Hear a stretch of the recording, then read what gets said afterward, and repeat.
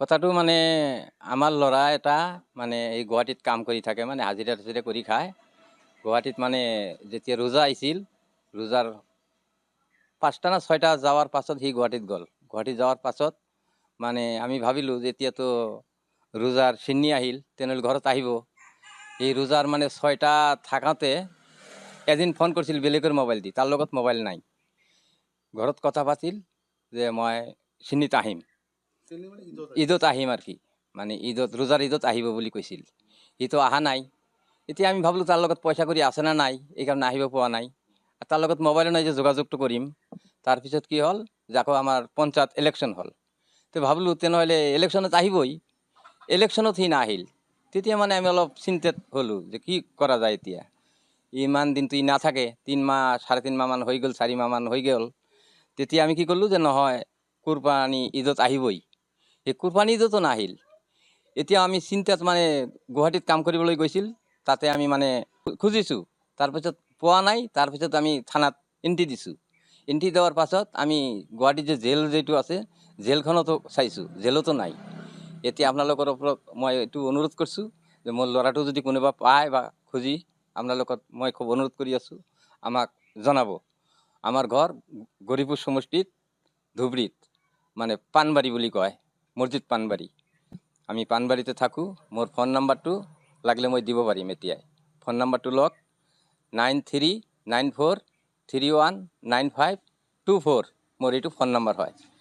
এইটো নাম্বাৰত যোগাযোগ কৰিলে মই আৰ কি আপোনালোকক হেৰি পাম আৰ কি। ল'ৰাটোৰ নাম জাহাংগীৰ আলম, বয়েক 34 বছৰ হ'ল, 34 চলি আছে এতিয়া। এতিয়া মই খুব আপোনালোকক অনুৰোধ কৰি আছোঁ, যেতিয়া মই ল'ৰাটো পাওঁ, মানে তাৰ মায়ে মানে সদায় চিকুৰি থাকে। ময়ো মানে অশান্তিত আছোঁ আৰু মোৰ ডাঙৰ ল'ৰা হয় সি। মই মানে আৰু কি ক'ম, ক'ব লগা তাৰ একো নাই। কথাটো মানে আমাৰ ল'ৰা এটা মানে এই গুৱাহাটীত কাম কৰি থাকে, মানে হাজিৰা টাজিৰা কৰি খায়। গুৱাহাটীত মানে যেতিয়া ৰোজা আহিছিল, ৰোজাৰ 5টা না 6টা যাওয়াৰ পাছত সি গুৱাহাটীত গ'ল। গুৱাহাটী যাওয়াৰ পাছত মানে আমি ভাবিলোঁ যে এতিয়াতো ৰোজাৰ চিন্নি আহিল, তেনেহ'লে ঘৰত আহিব। এই ৰোজাৰ মানে 6টা থাকাতে এদিন ফোন কৰিছিল বেলেগৰ মোবাইল দি, তাৰ লগত মোবাইল নাই।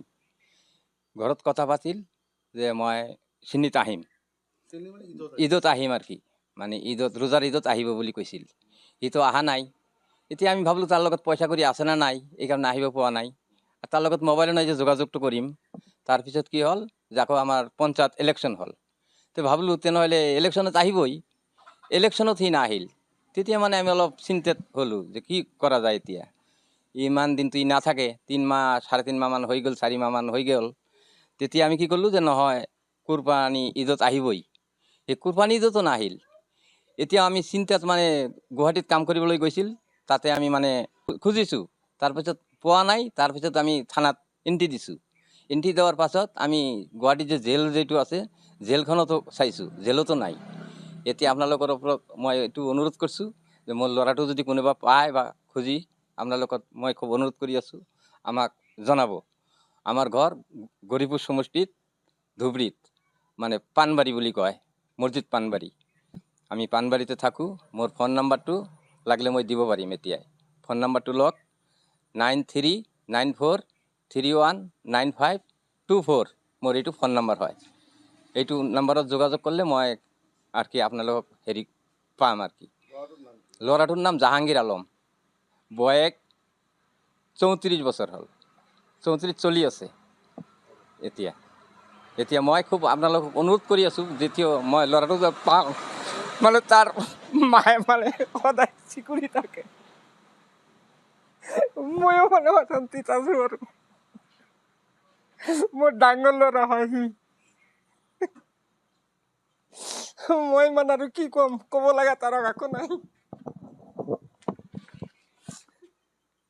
যিকোনো খবৰৰ বাবে যোগাযোগ কৰক 7099017330 লগতে 7099017110 নম্বৰত।